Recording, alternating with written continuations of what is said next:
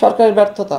সরকার পরিস্থিতি কন্ট্রোল করতে পারতেছে না, আইনের শাসন নাই, পুলিশ ফাংশন করতেছে না। এই কারণে মানুষ শুধুমাত্র ধর্ষণ না, চাঁদাবাজি, লুটপাট, রাহাজানি, দখলদারিত্ব, সামাজিক বিশৃঙ্খলা, মারামারি সবই তো চলতেছে।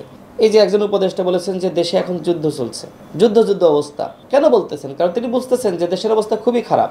এখন তারা কন্ট্রোল করতে পারতেছে না, তারা একদিকে কন্ট্রোল করতে পারতেছে না, আবার যোগ্যদেরকে সরকারে অন্তর্ভুক্ত করতেছে না। তার মানে তারা কি চায়?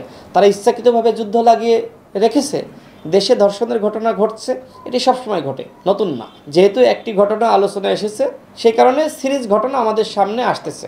আপনারা দেখেছেন যে যখন একটি বিল্ডিংয়ে আগুন লাগে, আশপাশে আরও বিভিন্ন জায়গায় আগুন লাগে, মিডিয়াতে ফলাও করে প্রচার করা হয়। ঠিক একইভাবে মিডিয়াতে এই ঘটনা ফলাও করে প্রচার করা হচ্ছে, কিন্তু এই ঘটনা সবসময় ঘটে।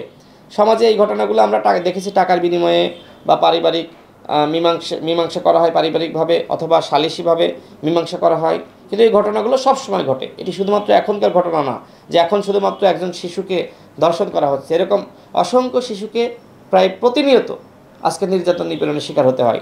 এটি বাংলাদেশের বাস্তবতা, বাংলাদেশের চিত্র। মিডিয়াতে এসেছে বলে আমরা মনে করতেছি যে এটি মনে হয় মাত্র এখন ঘটতেছে, না, সবসময় ঘটে।